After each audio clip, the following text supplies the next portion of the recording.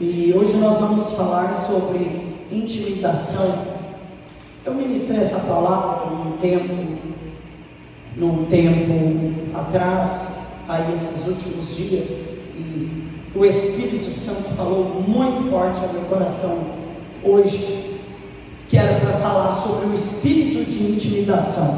Quem já recebeu assim uma flecha do espírito de intimidação e você se sentiu por algum momento intimidado, coagido, amedrontado, ou até com receio de dar um passo, tomar uma decisão, de fazer algo novo? Quem aqui já passou por isso? Levanta a mão. Creio que muitos de nós, né? Então, quero que você abra sua Bíblia no livro dos Juízes, capítulo de número 6, no final, no final do culto, eu gostaria de ter uma breve palavrinha com o Ministério de Louvor, rapidamente, algo de 10, 15 minutos. Eu preciso que o Ministério de Louvor me aguarde, amém? Eu preciso ter uma breve palavra com vocês, amém? Quantos encontraram? Livro dos Juízes, capítulo de número 6. Eu quero ler a partir do verso 11 para ganharmos tempo, que diz assim: Então o anjo do Senhor veio e sentou-se debaixo do carvalho que estava em Ofra e que pertencia a Joás, a Biesrita, cujo filho Gideão estava malhando o trigo no lagar para esconder os midianitas. Apareceu-lhe então o anjo do Senhor e lhe disse: O Senhor é contigo, ó homem valoroso. Gideão lhe respondeu: Ai, Senhor meu, se o Senhor é conosco, porque tudo nos sobreveio, e onde estão todas as suas maravilhas que nossos pais nos contaram, dizendo: Não nos fez o Senhor subir do Egito? Agora, porém, o Senhor nos desamparou e nos entregou na mão de Midian. Virou-se o Senhor para ele e lhe disse: Vai nesta tua força e livra Israel da mão de Midian. Porventura não te envio eu? Replicou-lhe Gideão: Ai, Senhor meu, com que livrarei a Israel? Eis que a minha família é a mais pobre em Manassés, e eu o menor da casa do meu pai. Tornou-lhe o Senhor: Porquanto eu hei de ser contigo, tu ferirás aos midianitas como a um só homem. Amém? Pai, graças te damos por essa palavra sacrossanta, inerrante, falível, que ela saia do altar nesta noite como uma flecha e que ela atinja os alvos das nossas mentes e corações. Eu peço que toda mente esteja cativa ao Senhor neste ambiente e que todo espírito de intimidação já comece a bater em retirada deste ambiente, de dentro dos lares deste povo, e que o Senhor já comece a atuar no nosso meio, em nome de Jesus, amém. Vocês estão tão proibidos de dar glória a Deus, amém, irmão? Senão eu vou voltar para o trecho, vou ficar um mês longe da igreja, fiquei só 2 semanas. Preste atenção. Nós, quando olhamos para a história desse jovem chamado Gideão, nós vamos ver um espírito de intimidação que intimidava o povo de Israel durante 7 anos aqui. 7 anos, por 7 anos, os midianitas, eles vinham, colhiam a colheita na frente do povo israelita. O povo plantava e quando estava perto da colheita, os midianitas vinham, colhiam a colheita e roubavam de Israel, saqueavam o povo de Israel.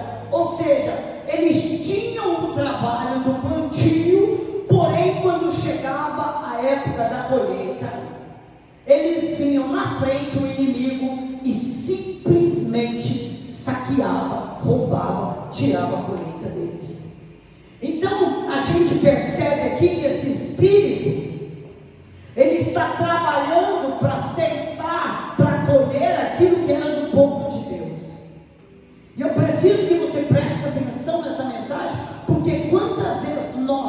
plantamos, e quando é a época da colheita daquilo que plantamos, o inimigo nos rouba aquilo que deveria ser nosso. Quantos já passaram por isso? Quantos aqui? Preste atenção. E com isso, o que acontece? Eu não estou dizendo de um processo que está acontecendo há uma semana. Aqui já fazem 7 anos que Israel está vivendo o mesmo processo.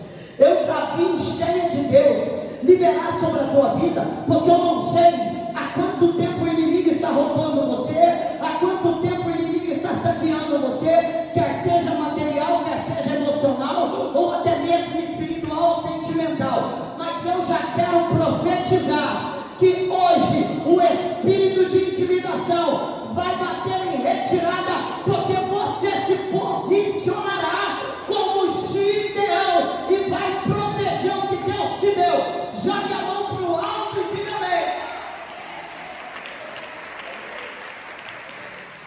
Preste atenção. 7 anos. Só que aqui no capítulo 6 do livro dos Juízes, é claro que a gente precisa entender que esse processo de Israel ser saqueado, defraudado, ser roubado, não é porque o inimigo olhou para Israel e achou que eles deveriam, tinha cara de gente panga, mole, que deveria ser saqueado. Não, querido. Isso aqui é por falta de posicionamento e uma vida cheia de pecado. Isso aqui é por causa de apostasia, é por causa da inconstância do povo, é por causa de serem inconstantes na fé, é por causa do pecado dentro do povo de Israel. Gente que conhece a Torá, que conhecia a Deus e a palavra do Senhor, mas titubeava o tempo todo. Então, de tempos em tempos, o Senhor os entregava na mão do inimigo, porque a única maneira que Deus tem de chamar a atenção dos filhos é quando os filhos perdem, porque Deus sabe que enquanto você não perder alguma coisa, você não se desperta. E eu também, eu falo você, mas serve para mim e para você. Enquanto não mexer na tua vida financeira, você está descansado. Você vem no culto quando você quer, você assume os seus compromissos com Deus quando você bem quer. Agora, quando Deus começar a permitir o inimigo tocar no que é teu, todo mundo acha a casa do Senhor, todo mundo se tentar da bênção, está na tarde da bênção, se precisar de cantar, vai cantar, se precisar de vir no culto de segunda, a segunda vão vir também. Estou mentindo? Deixa a doença entrar em você. Ou fica em casa uma semana, 2 semanas. Não estou falando de gente que tem motivos plausíveis, não. Eu não estou falando de gente como tem os irmãos aqui no ambiente que sofreram luto recente. A gente sabe que tem processo que a gente não se levanta deles do dia para a noite. Quem concorda? Não é tão fácil quanto aparece. Eu estou falando de crente que precisa quase que o pastor pare a van na porta da casa dele para trazer para o culto. E aparentemente não tem nada. O que é? Por que você não vem? Porque eu estava envolvido com o meu trabalho. Porque eu estava envolvido com não sei o quê. Deixa eu dizer uma coisa. Eu acho que é por isso que Deus me honra muito. E eu acho que é por isso que Deus olha para mim. Nem o capeta entende tudo que Deus faz na minha vida. Nem o cão. Acho que o cão passa de noite perguntando por que ela, como ela. Sabe por causa de quê? Por causa do meu posicionamento. Primeiro Deus e depois todas as demais coisas.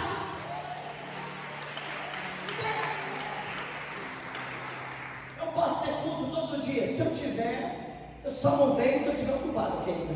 Mas eu prego, quando eu não estou na igreja, eu estou pregando. Então quase todo dia eu participo de culto.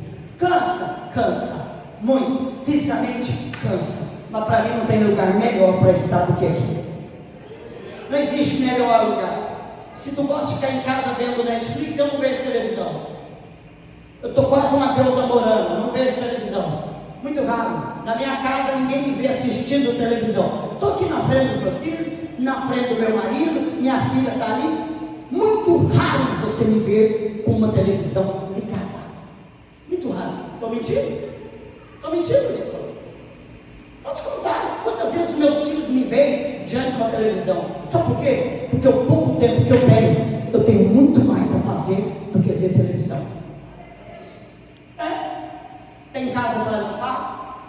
Eu tenho uma Bíblia que eu preciso ler ela de noite, porque pregador que não estuda não presta para nada. Simples assim. Quer ser pregador? Então começa a comer a palavra, começa a orar, começa a ler Bíblia. E eu passo o tempo todo que eu tenho estudando, dedicado a minha vida a Deus. Simples, cada um escolhe. Mas o que você quer dizer com isso? Eu quero dizer que Deus tem os meios de atrair você de volta para o altar. Deus tem os meios de pegar o seu olhar e canalizar ele de novo na cruz. Diga para o teu irmão, pode ficar tranquilo. Fala, Deus sempre arruma uma maneira de chamar a atenção dos israelitas. Fala assim, todas as vezes que eles se desviaram, que eles cometeram pecado, que eles se apostataram na fé, todas as vezes que eles começaram a titubear na caminhada, fala, Deus tinha um meio de chamar a atenção. Fala para esse irmão que está do teu lado, fica em paz, porque quando tu também vacilar, Deus também vai te dar uma sacudida. Pode ficar em paz. Simples.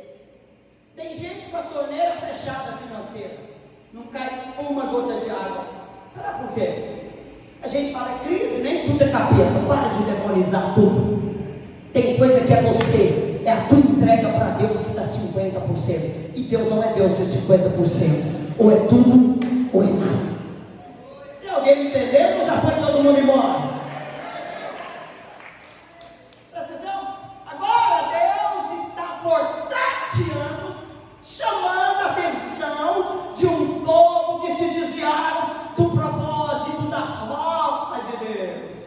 E Deus está permitindo. O inimigo, o demônio entrou demônio, coisa nenhuma. Tem vezes que você não vai adiantar você repreender demônio, porque tem coisa que não é demônio, é Deus permitindo na tua vida. E Deus faz isso? Faz, querido. Tem umas igrejinhas aí, se você quiser ir aí em Guarapari, você vai fornicar, vai beber, vai fumar, e eles vão dizer que Deus não faz nada, Deus não cobra, Deus não fere, Deus não fere. Deus fere. Esse é o Deus que eu conheço.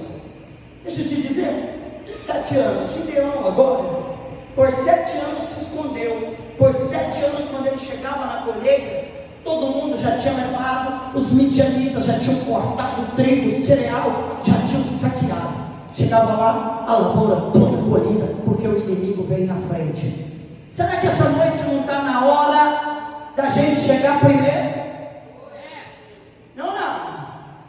Vou repetir. Será que esta noite não é a noite que a igreja precisa se levantar com um novo posicionamento e chegar antes dos inimigos da lavoura?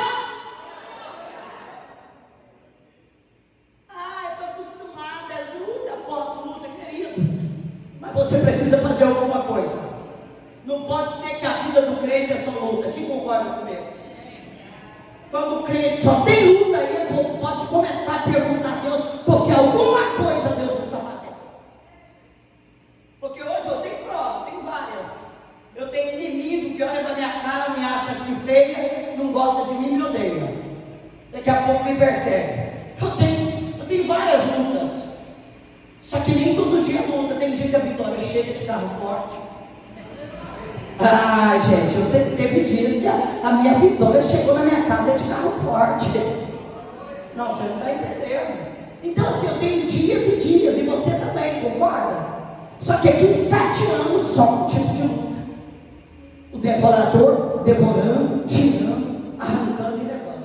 Só que naquele ano, Gideão falou assim: chega, esse ano, 6 anos eles escolheram e levaram, só que esse ano eu vou me posicionar, e esse espírito de intimidação vai bater em retirada. Ele não tem mais poder sobre mim, ele não tem mais poder sobre a minha casa, ele não tem poder de intimidar minha família, porque agora eu vou me posicionar, mas o inimigo não vai mais levar o que é meu. Só quem está aqui assim nessa noite, que vai se posicionar.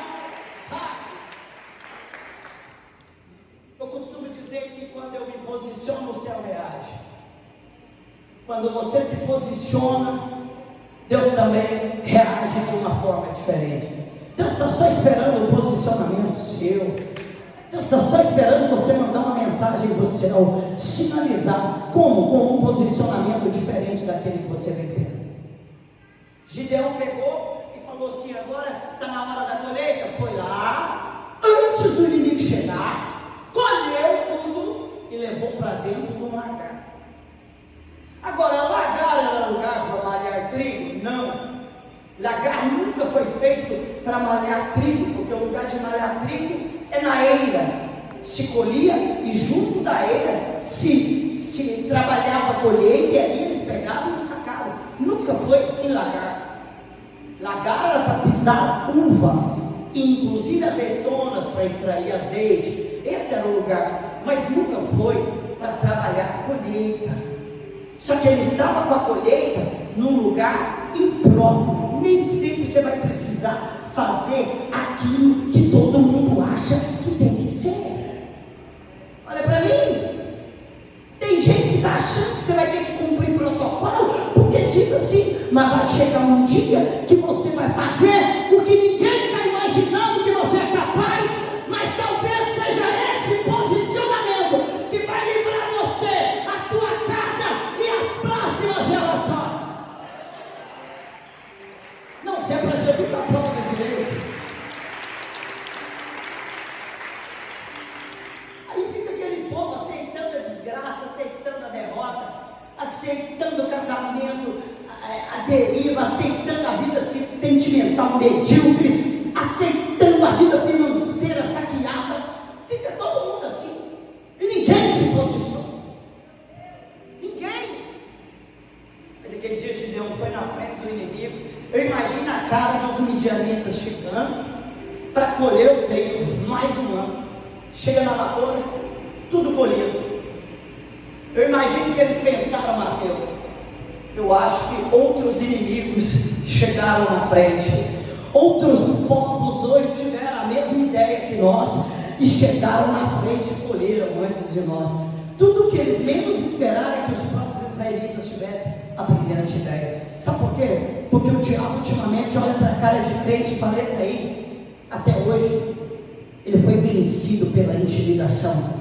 Até hoje ele nunca fez nada diferente. Até hoje a conduta dele é a mesma. Até hoje o posicionamento foi o mesmo. Nem o diabo olha para a cara de alguns crentes e eu já imagino o capeta pensando: esse aí, ele faz sempre as mesmas coisas. A vida espiritual é a mesma rotina.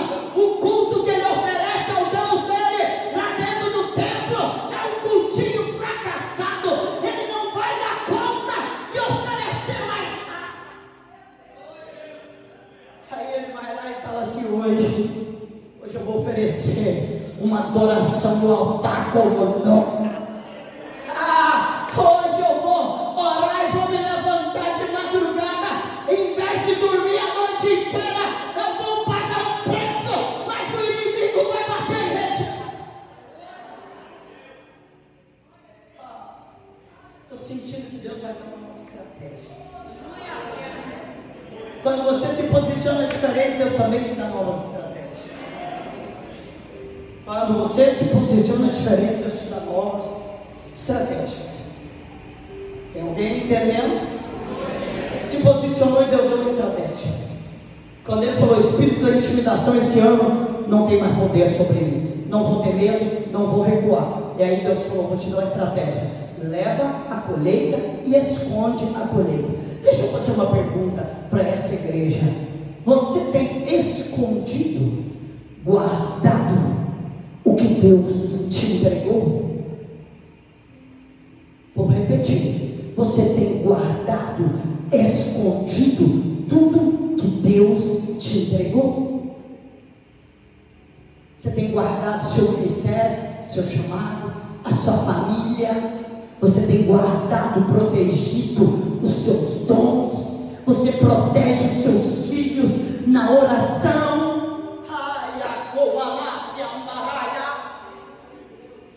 Você protege os dons que Deus te presenteou? Você tem protegido isso?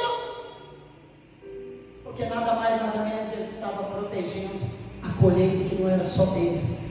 O que você quer dizer com isso? Que proteger o que Deus nos dá nunca vai falar só sobre mim.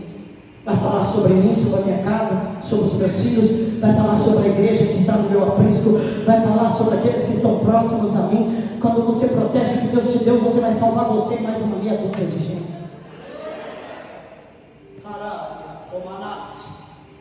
Proteja o que Deus te deu. Proteja aquilo que Deus te entregou.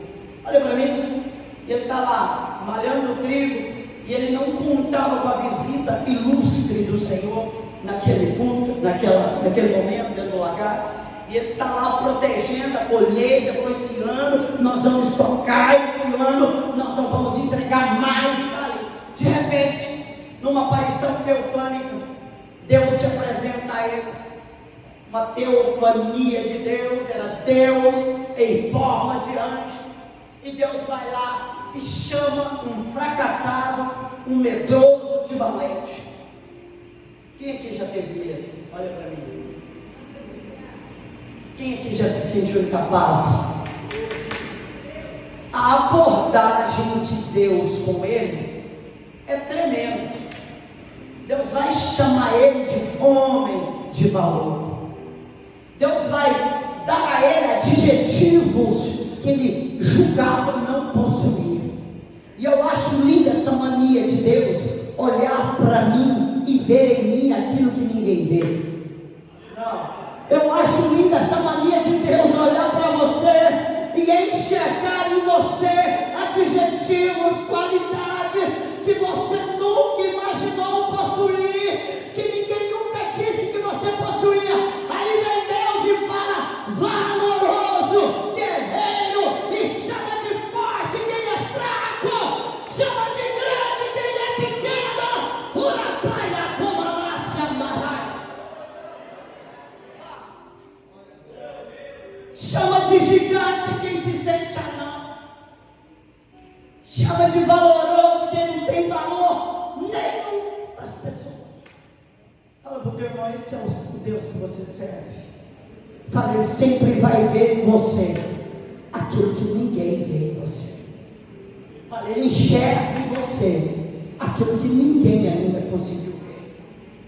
E aí Deus fala para ele que Deus vai levantá-lo para libertar aquele povo daquela opressão do inimigo. E ele fala assim: se o Senhor é comigo, se o Senhor é conosco, por que nos sobreveio tantas coisas?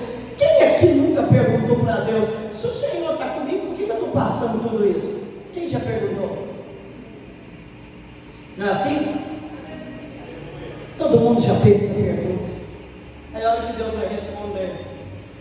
É que Deus às vezes ele não perde tempo em responder algumas perguntas. É só assim, só para te aliviar, tá? Aliviar é que Deus nem sempre quer responder algumas perguntas. Até porque tem perguntas tão tolas que Ele não faz questão de responder. Ele é igual eu. Deus é igual eu. Tem pergunta que eu, nossa, não perguntei. Olha aqui. Replicou-lhe Gideão: ai, Senhor meu, com que livrarei Israel? Eis que a minha família é mais pobre em Manassés, e eu, o menor da minha casa. Olha aqui, verso 13: Senhor meu, se o Senhor é conosco, porque tudo nos sobreveio? E onde estão as maravilhas todas, as suas maravilhas que nossos pais contaram, dizendo: não nos fez o Senhor subir do Egito? Agora, porém, o Senhor nos desamparou e nos entregou na mão de Midian. Virou-se o Senhor para ele e lhe disse: vai nesta tua força. Que força? Que força? Você já parou para pensar nisso? Vai nesta tua força. Que força Deus está vendo em Gideão que Gideão não vê? Não, você não está entendendo. Deus está falando: levanta daí e vai na sua força.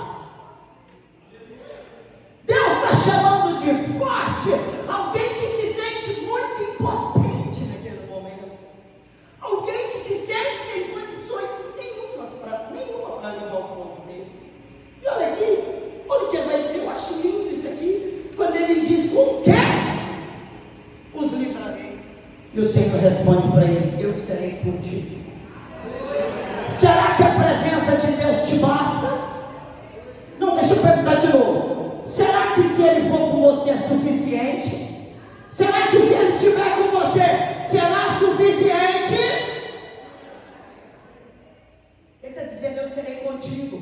Em outras palavras, Ele está dizendo: quem vai vencer o inimigo não é você, mas eu estou com você para vencê-los. Não é você, não é o seu braço, não vai ter lança, não vai ter nada, não vai ter flecha, vai ter presença. Jogue a mão quem carrega essa presença e adore o Senhor.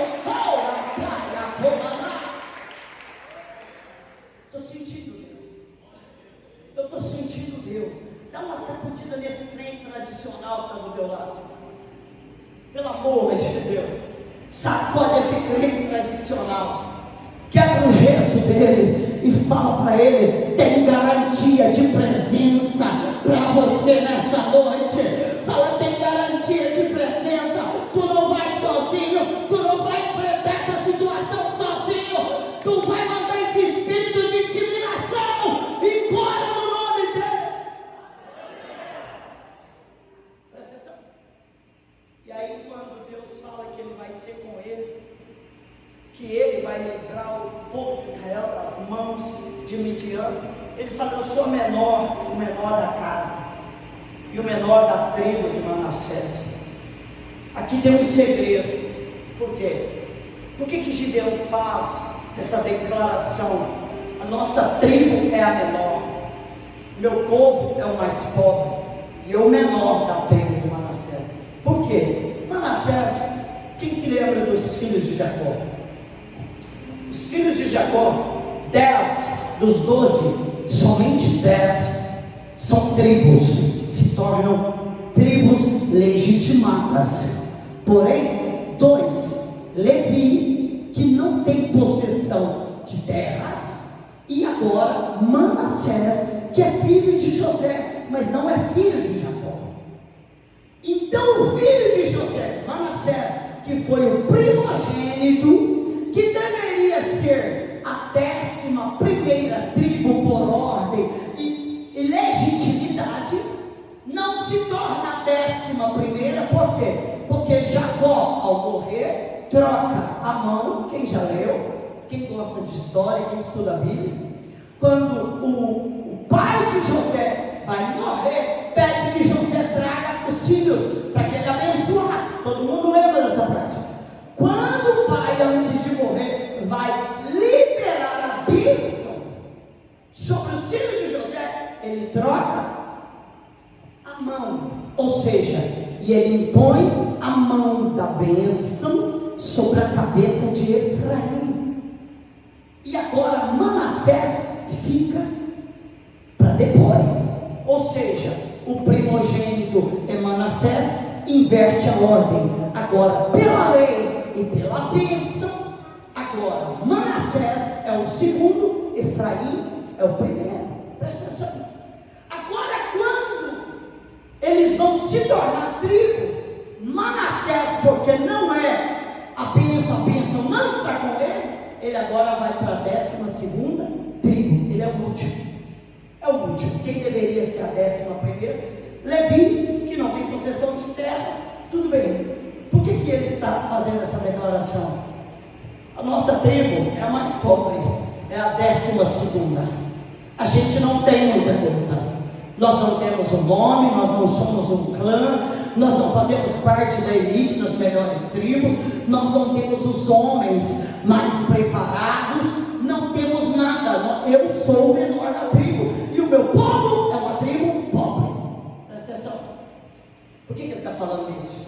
Porque ele está falando da realidade dele. Só que Deus, quando me escolhe, Deus não quer saber se eu venho de um lar pobre, se eu nasci numa família pobre. Deus não quer saber se eu tenho muitas condecorações. Deus não quer saber qual é a minha cadeira acadêmica. Deus não quer saber dos meus muitos diplomas. Deus não quer saber dos meus muitos títulos. Deus quer saber que aqui existe uma escolha, e escolhido não escolhe, é quem escolhe, quem prepara. Simples. Você vai ver homens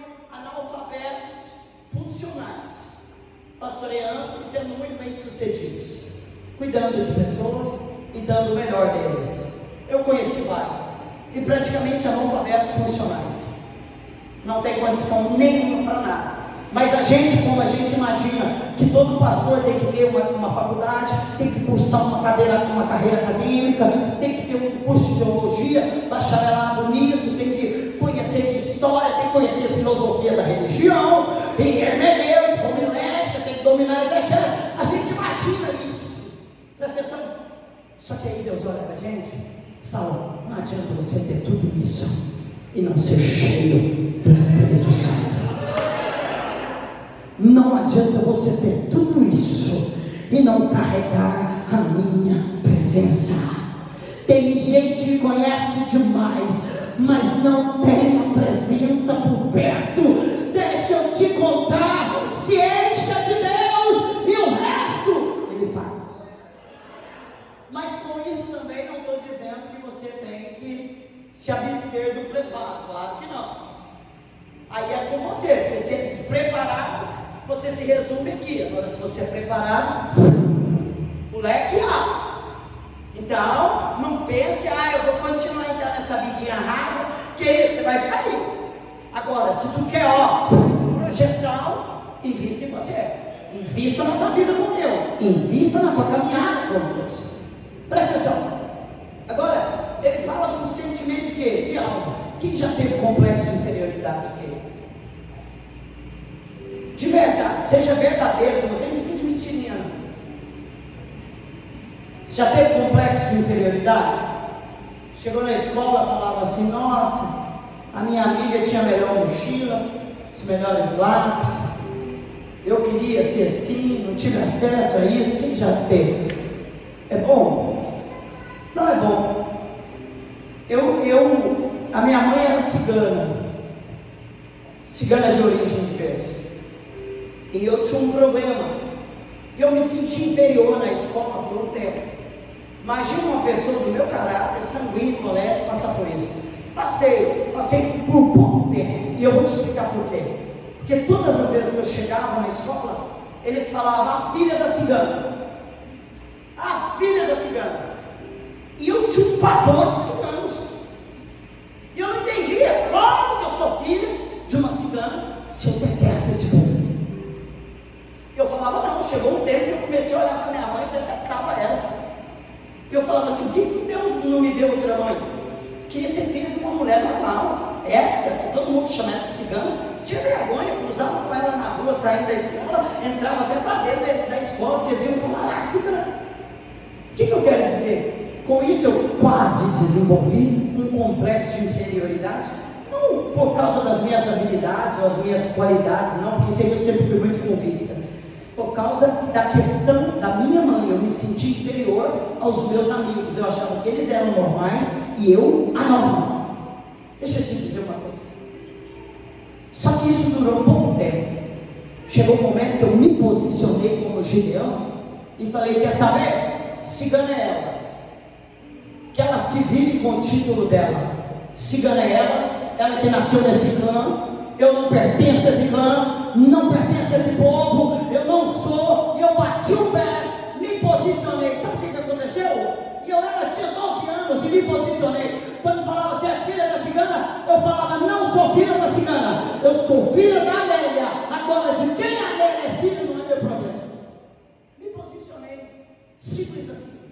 Em outras palavras, eu estava dizendo no mundo espiritual, enviando uma mensagem: eu não aceito a história dela. A história dela é dela. A minha é a que o Senhor vai ter para mim e vai escrever. E nem crente eu era, mas a história dela não tem poder de me acompanhar. Se eu fosse crente, eu já tinha feito quebra de aliança ali já. Se eu conhecesse Jesus, eu já tinha desligado até dela, a herança dela. Fazer oração aqui, você fica com o que é seu, eu fico com o que é meu. Me dá minhas terras, me dá minhas tribos, e eu vou ser feliz e abençoado. Presta atenção. O que eu quero dizer com isso?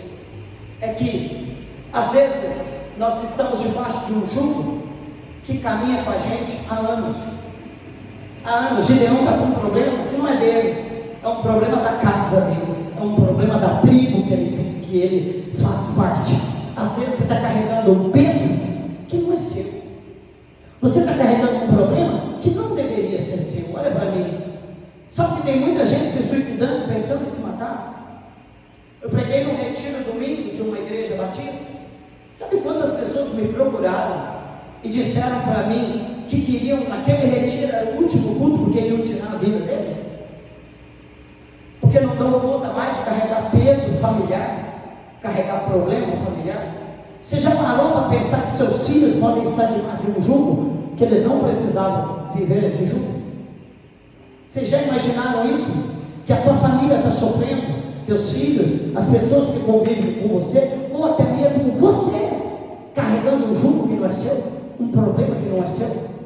Gideão está sofrendo um problema que é da tribo dele, não é só um problema do pai e da mãe, é de todo mundo. Deixa eu te dizer, pare de carregar problema que não é seu sobre você.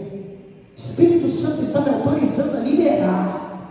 Pare de carregar um peso que não é para você carregar. Pare de se martirizar com esse problema. Deus está falando. E ele chega, ele está tão derrotado, a alma está tão fraturada, ele está num estado tão depressivo que ele diz: eu sou menor, e o menor da tribo, a minha tribo é a mais pobre. Ei, a tribo dele é a mais pobre, mas é a que está mais cheia de Deus. Às vezes na sua casa não tem nada, mas você tem a presença com você. Pare de bobeira. Tem gente, minha casa não tem uma mobília bacana. Minha casa, gente, se tu tem Deus, tu tem tudo. Se tu tem Deus, você tem tudo. Você precisa começar a olhar para o que você possui e não para o que você não tem. Sabe o que é ansiedade? É excesso de futuro. Começa a olhar para o que não tem, é o carro que não tem. Celebra o que você tem, celebra as pequenas conquistas diárias, celebra aquela roupa que você ganhou, celebra aquele carro. É um gol, é um bola, mas é o que você tem. Diga para o teu irmão: celebre as pequenas coisas, celebre suas pequenas conquistas.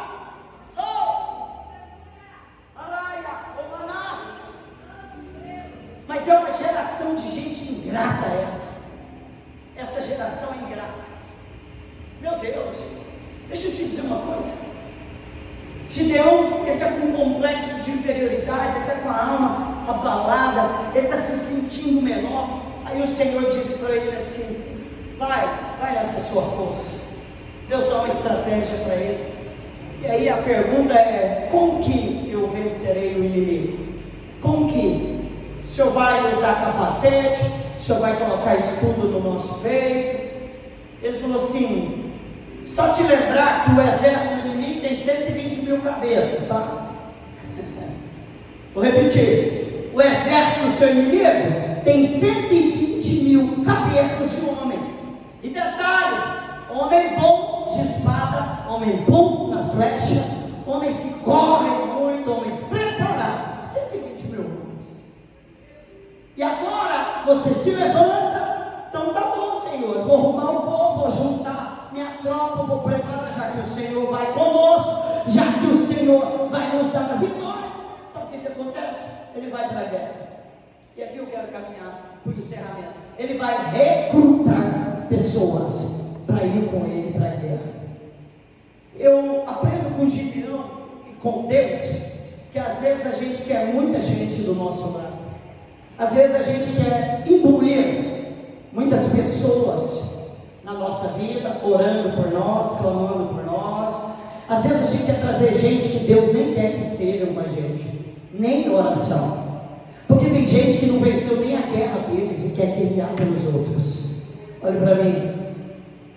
Orar, apresentar é uma coisa, querido, mas entrar em batalha dos outros, você tem que estar preparado para ir para essa guerra.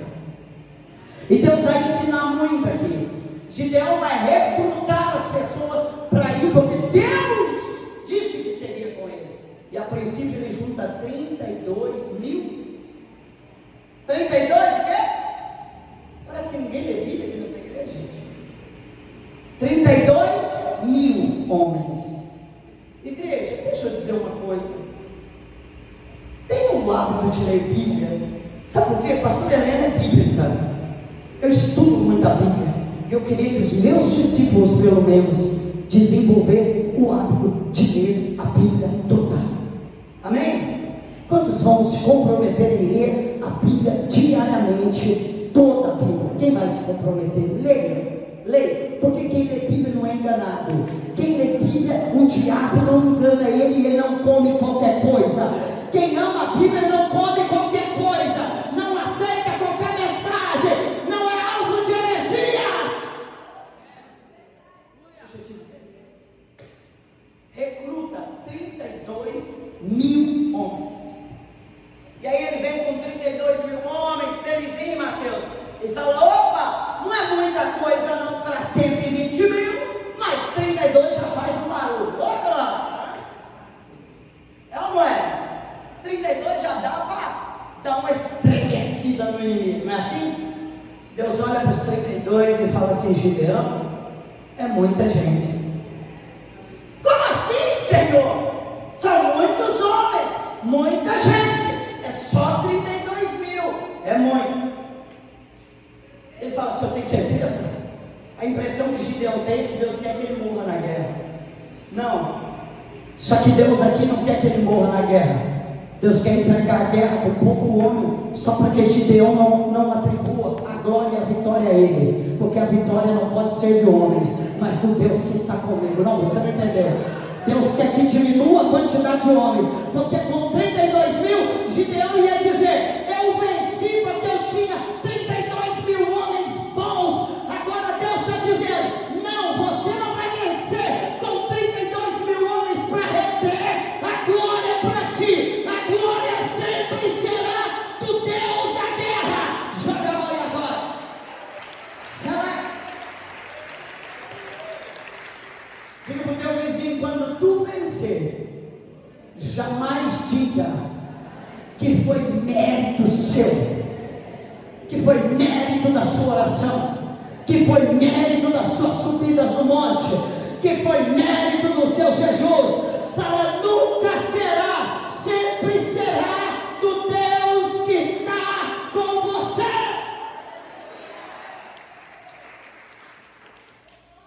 Até nisso Deus pensa, sabe? Presta atenção. Deus fala: muito homem. Aí ele vai lá, dispensa. Ele fala assim: dispensa. Diga para eles assim, ó. Vai lá e cita esse slogan para ele: os covardes e medrosos. Os covardes e medrosos.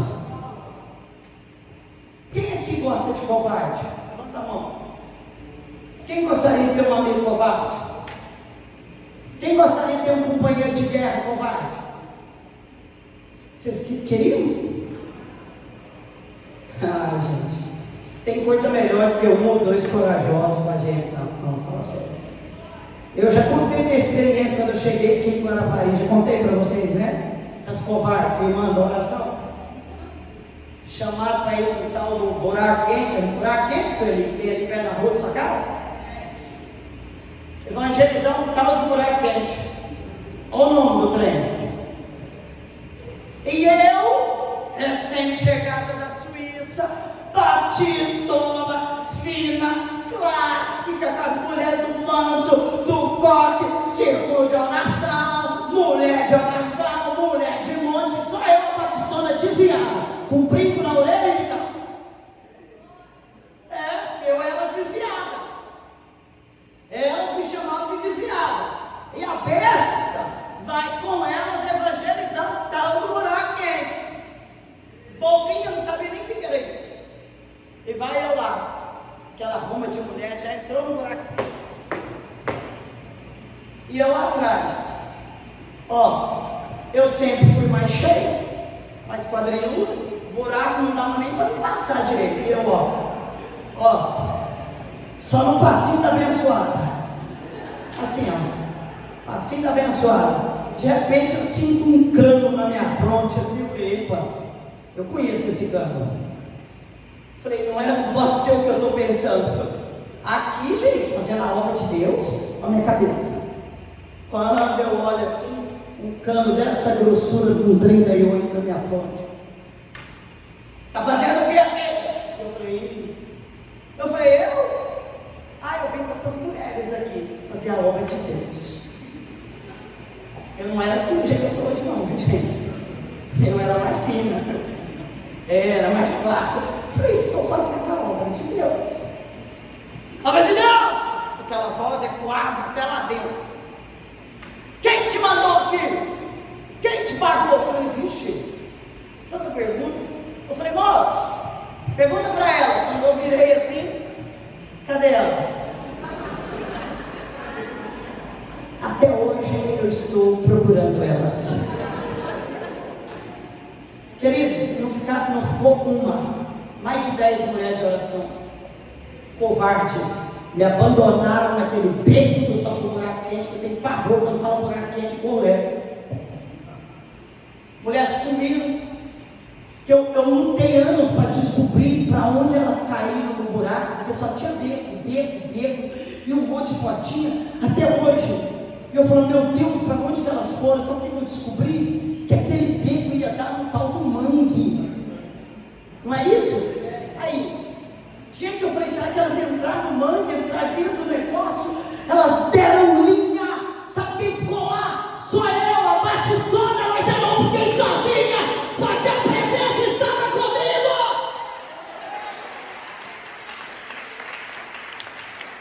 Por isso que eu falo, não ande com qualquer um. É melhor você ter um ou dois que vai ficar na guerra com você, que se preciso for, morre com você, mas não te deixa. Eu tenho pavor desses covardes, tenho pavor de gente covarde, porque eu sou assim, se eu estou com você, meu filho, eu estou até o final. Se tiver que morrer, eu vou morrer junto. Essa sou eu. A mulherada que era cheia de Deus,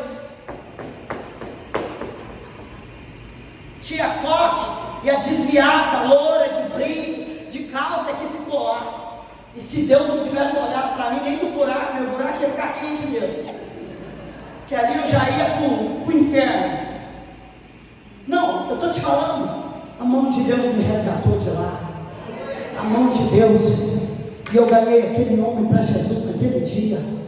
Sabe por quê? Porque Deus me deu estratégia, eu me posicionei. Quando eu senti que o medo quis tomar conta de mim naquele lugar, que a intimidação quis tomar conta de mim, eu me lembrei quando eu passei na polícia por várias vezes, com 38 na cabeça, com 38 no peito, e Deus me livrou de lá. Era Deus, porque eu tinha um chamado. Deus me guardou, e eu me posicionei e falei para Ele, pode me matar, mas daqui eu não saio, porque Deus é comigo.